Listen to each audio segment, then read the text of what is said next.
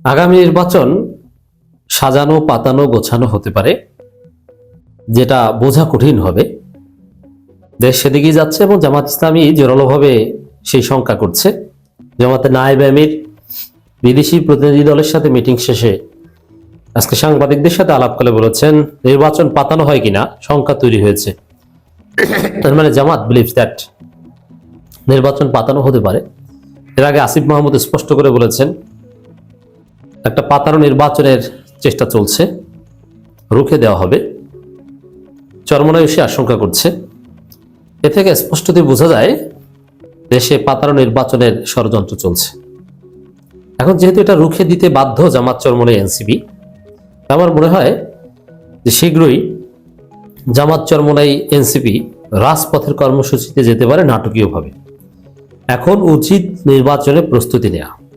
কিন্তু তারেক রহমান দেশে আসার পর হাসিনার সেই পুরনো এস্টাবলিশমেন্ট বিএনপির কাঁধে ভর করে সেই পাতানো নির্বাচনে ষড়যন্ত্র করছে, যার ফলে এটা যদি সমাধান না হয় এবং সমাধান হওয়া ভেরি টাফ, তারপর আমরা বিশ্বাস করতে চাই এবং জামাতও বিশ্বাস করছে যে আশা করি বড় কর্মসূচিতে যাওয়া লাগবে না, সরকার এটা সমাধান করবে।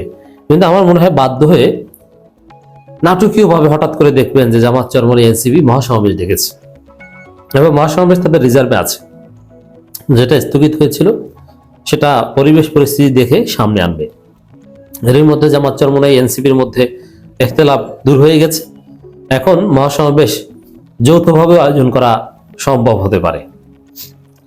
দর্শক, এটা আমাদের জন্য শঙ্কার এবং রাজনীতিতে একটা অশনি সংকেত যে এত দূরে এসে আবার সেই পাতানো নির্বাচনের শঙ্কা। আর পাতানো নির্বাচনের শঙ্কা কিন্তু হবে যে সেটা না। পাতানো নির্বাচন হয়ে গেলেও ওই নির্বাচনের মাধ্যমে কেউ ক্ষমতায় যেতে পারবে না, ওটা বাতিল হবে নিশ্চিত। কিন্তু আমরা পাতানো নির্বাচনের সেই কথাটা এখন কেন বলতে হবে, এটাই দুর্ভাগ্যজনক। সেটাই হতে যাচ্ছে। অতীতের মতো আগামী নির্বাচন পাতানো হয় কিনা এই শঙ্কা তৈরি হচ্ছে বলে জানিয়েছেন জামাত ইসলামী নায়েবে আমির ডাক্তার সৈয়দ আব্দুল্লাহ মোহাম্মদ তাহের। তো দর্শক, অতীতের মতো মানে 2008 সালে নির্বাচন ছিল পুরোপুরি পাতানো নির্বাচন, পুরোপুরি ডিজিএফআই খেলা ছিল। জামাত দুইটা পাবে, এটা সব আগে ছিল, এটা আগেই অনেকে তথ্য জেনেছিলেন। 2014 সালে নির্বাচন, ভোটারবিহীন নির্বাচন, ওটাও ছিল পাতানো, যে কে কাকে কয়টা কি দেবে, কতজন বিনা প্রতিদ্বন্দ্বিতায় বিজয়ী হবে কি।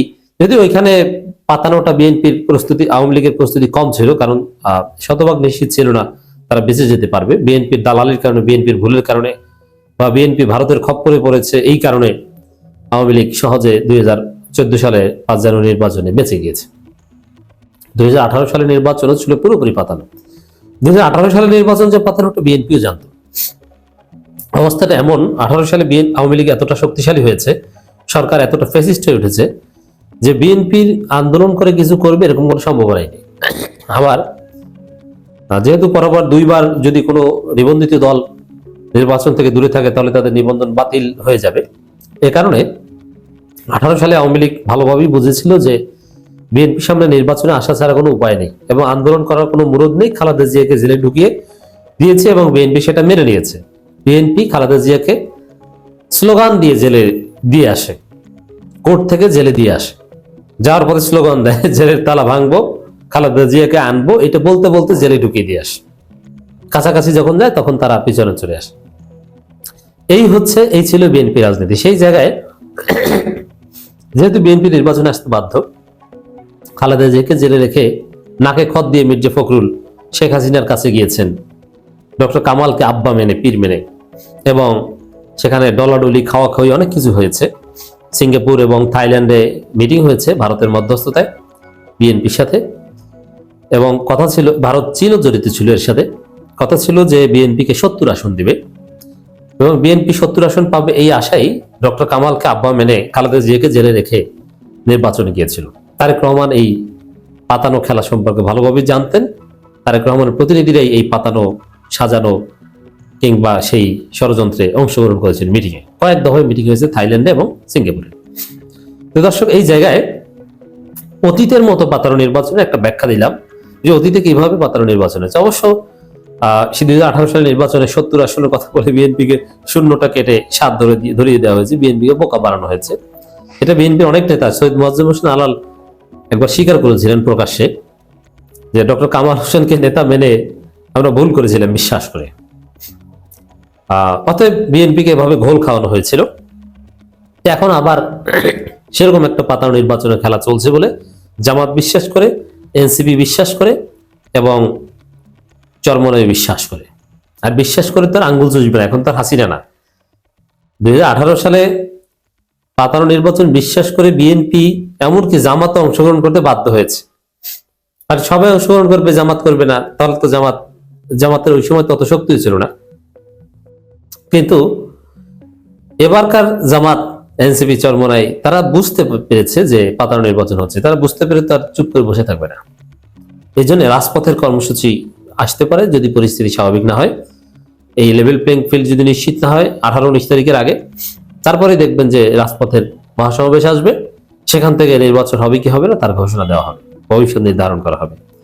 তবে এইসব ঝামেলা যেতে না যেতে হয়, এই জন্য জামাত বারবার সরকারকে সতর্ক করছে। নির্বাচন কমিশনের সাথে জামাত মিত্ররা দেখা করে অভিযোগ করছে যাতে নির্বাচনটা টাইমলি হয়। জামাত চায়, এনসিপি চায়, চরমনাই চায় নির্বাচন যাতে টাইমলি হয়।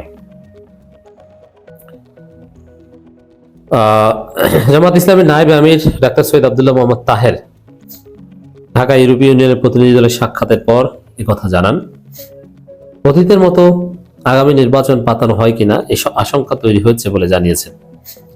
এই সময় নায়েব আমির বলেন, ইউরোপীয় ইউনিয়নের প্রতিনিধিদের সঙ্গে দীর্ঘ সময় আলোচনা হয়েছে। আলোচনার মূল বিষয় ছিল আগামী নির্বাচন, আর এটার নাম দিয়েছে সৌজন্য সাক্ষাৎ। কারণ আগামী নির্বাচনী আলোচনা, এটা আবার শিরোনামে দিলে কেমন হয়, কারণ তারা তো বিদেশি। আগামী নির্বাচন পর্যবেক্ষক পাঠানোর বিষয়, ইউ এর সঙ্গে বাংলাদেশের একটি এগ্রিমেন্ট করা, রোহিঙ্গা ইস্যু, এইসব বিষয় নিয়ে আলোচনা হয়েছে। এখানে একটা সিগনিফিকেন্ট পয়েন্ট, আগামী নির্বাচন নিয়ে জামাত সহ যে কোনো দলের সাথে আলোচনা হতে পারে তার অবজারভার হিসেবে, কিন্তু রোহিঙ্গা ইস্যু নিয়ে জামাতের সাথে আলোচনা করার একটা অর্থ হচ্ছে জামাতকে সম্ভাব্য সরকার মনে করে ইউরোপীয় ইউনিয়ন, সম্ভাব্য প্রধানমন্ত্রী মনে করে জামাতের প্রধানকে। এই কারণে এইসব জটিল বিষয় যেগুলো সরকার প্রধান সমাধান করবে, এরকম বিভিন্ন বিষয় জামাতের সাথে আলোচনা করে। বিএনপিকে অবশ্য সম্ভাব্য সরকার মনে করে। এবার সম্ভাব্য প্রধানমন্ত্রী তারেক রহমান এন্ড ডাক্তার শফিকুর রহমান, দুজনের একজনই হবেন। আব্দুল্লাহ মোহাম্মদ তাহের, এই প্রশ্ন করা হয়েছিল যে আপনারা জিতলে প্রধানমন্ত্রী কি হবে। এটা তো সহজ হিসাব, বাংলাদেশের প্র্যাকটিস অনুযায়ী ডাক্তার শফিকুর রহমান হবেন। আর ডাক্তার শফিকুর রহমান তখন জামাতের আমির না থেকে, জামাতের আমির হয়তো অধ্যাপক মুজিবুর রহমান হতে পারেন। কিন্তু জামাত ইসলামীতে প্রধানমন্ত্রী হওয়ার হিসাব নিকাশে যদি জামাত থেকেই হয়, জোটের মিত্রদের না বাড়ানো হয়, তাহলে ডাক্তার শফিকুর রহমানের কোনো বিকল্প নেই। প্রেসিডেন্ট কে হবে এটা নিয়ে আলাপ আলোচনা হতে পারে, কিন্তু prime minister should be doctor Shafiqur Rahman. এর কোনো বিকল্প জামাত ইসলামীতে আছে বলে মনে হয় না। তো দর্শক, এখানে ফ্রি ফেয়ার ইলেকশনের কথা বলা হয়েছে, অবাধ, সুষ্ঠু এবং আশঙ্কার কথা বলা হয়েছে। এক কথায় যদি বলি যে জামাত যে সংকট দেখছে তাতে যৌথ রাজপথের কর্মসূচি সামনে আসতে পারে।